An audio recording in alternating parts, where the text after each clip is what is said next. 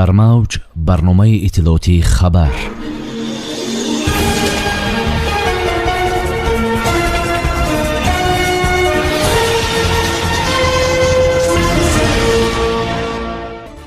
президенти ҷумҳурии тоҷикистон бо муовини сарвазир оид ба соҳаи кишоварзӣ, вазири кишоварзӣ, раисони вилоятҳои Суғду Хатлон ва як қатор ноҳияҳо суҳбати телефонӣ анҷом доданд.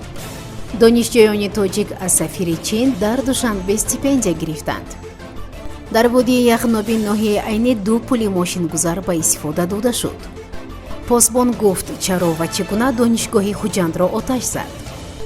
дар пуштакӯҳ синфхонаҳои нав сохтанд. роҳҳо обод мешаванд. бобои наримон аз сиёсати пешвои миллат пуштибонӣ мекунад. таваҷҷӯҳ ба ободкорӣ ва тарбияи ватандӯстии ҷавонҳо. президенти ҷумҳурии тоҷикистон пешвои миллат муҳтарам Эмомалӣ Раҳмон бо муовини сарвазир оид ба соҳаи кишоварзӣ, вазири кишоварзӣ, раисони вилоятҳои Суғду Хатлон, ноҳияҳои Кӯҳистони Масчоҳ, Деваштич, Лахш, Тоҷикобод, Рашт, Панҷ, Ҷайҳун, Шаҳридус ва Қубодиён суҳбати телефонӣ анҷом дода, ҳисоботи онҳоро доир ба вазъи корҳои кишоварзӣ ва омодагии ҳамаҷониба ба мавсими сармо дар вилоятҳо ва ноҳияҳои мазкур шуниданд. сарвари давлат, муовини сарвазири мамлакат, вазорати кишоварзӣ, роҳбарони вилоятҳо ва ноҳияҳои зикршударо вазифадор намуданд, ки барои дар сатҳи зарурӣ гузарондани зимистони солҳои 2023-2024 пеш аз ҳама омодагии ҳамаҷонибаи аҳолӣ ва иншооти таъиноти иқтисодию иҷтимоӣ ба мавсими сармо, сари вақт ҷамъоварӣ намудани ҳосили пахта, картошка, меваю сабзавот ва таъмин намудани бозори истеъмолӣ бо маҳсулоти истеҳсоли худӣ тадбирҳои зарурӣ андешанд. пешвои миллат инчунин масъалаи дар ҳар як оила захира намудани маводи озуқа ва тухми аълосифати зирояти кишоварзиро барои соли оянда махсус таъкид намуданд. иттилоъ медиҳад Амид Ховар. ба 20 нафар донишҷӯи макотиби олӣ ва мактабхонҳои ҷумҳурӣ стипендияи сафири чин дар Тоҷикистон дар соли ҷорӣ тақдим гардид. ин маросим дар Донишгоҳи миллии Тоҷикистон доир гардид. хабар медиҳад Сафорати чин дар Тоҷикистон. ба гирифтани стипендия донишҷӯёни макотиби олии гуногун ва мактабҳои таҳсилоти миёнаи умумии минтақаҳои мухталифи кишвар сазовор дониста шуданд. гуфта мешавад ҳамаи онҳо ба омӯхтани забони чинӣ машғул буда дар чорабиниву озмунҳое ки сафорат мегузаронад фаъолона иштирок мекунанд.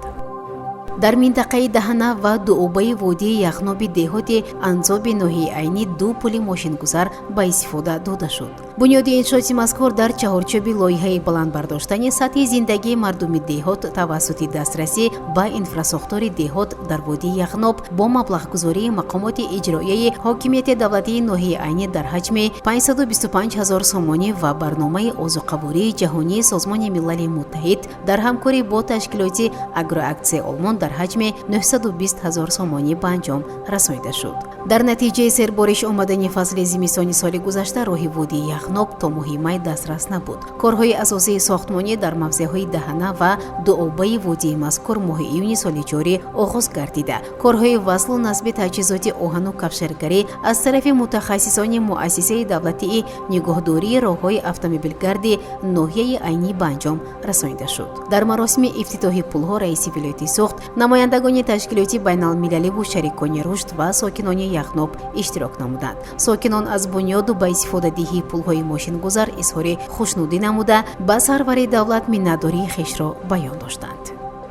собиқ посбони донишгоҳи давлатии Хуҷанд сабаби оташ задани бинои ин муассисаро қасос барои беасос рондан аз кор арзёбӣ кард. бар асоси навори нашркардаи мақомоти корҳои дохилии вилояти Суғд, собиқ посбон сокини 56 солаи шаҳри Хуҷанд гуфт ӯро аз кор пеш карданд ва аз ин рӯ хост донишгоҳро оташ занад. зикр шуд ки ин мард аз соли 2021 ба ин сӯ ҳамчун посбон дар донишгоҳ кор мекард, вале ахиран бинобар дар ҳолати мастӣ ба донишгоҳ омадан аз кор озод шуд. худи посбон маст буданашро рад мекунад.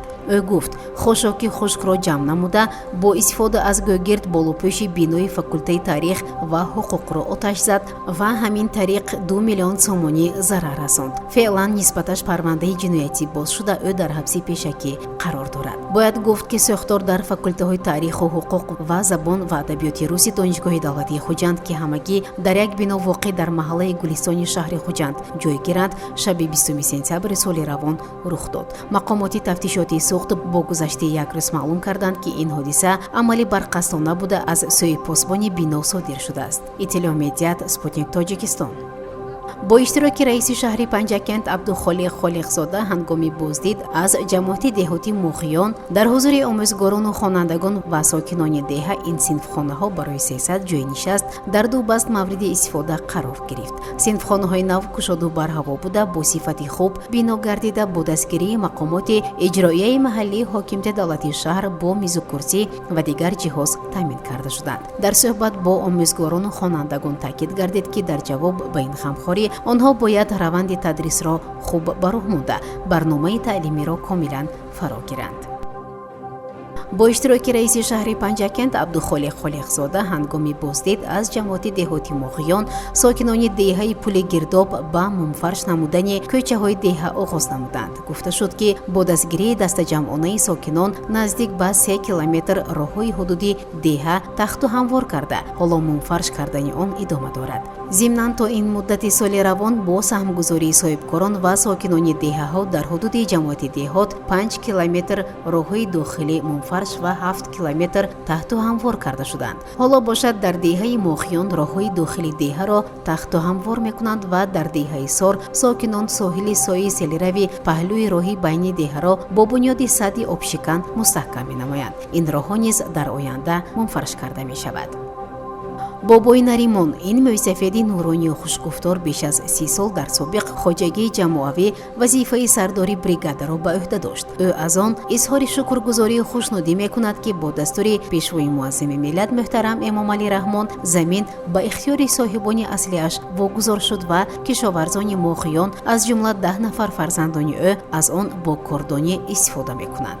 дар ин сафар раиси шаҳри Панҷакент Абдухолиқ Холиқзода ҳамчунин Турдибои Тӯлиеви 85 соларо ки ним аср зиёд дар дабистон ба наврасон таълим додааст аёдат намуд. ба ин собиқадорони бароиманд тӯҳфаҳои пулӣ ва молии мақомоти иҷроияи маҳаллии ҳокимияти давлати шаҳр тақдим карда шуд.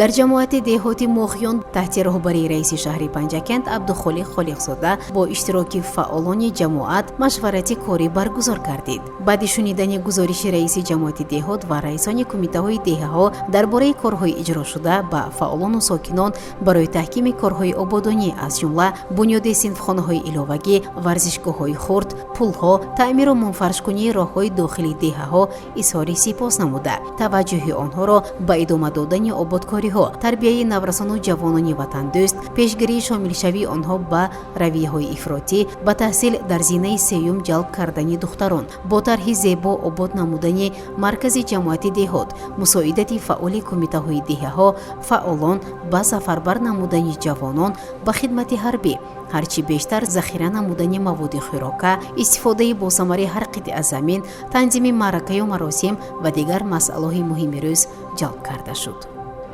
дар мавҷ барномаи иттилоотии хабар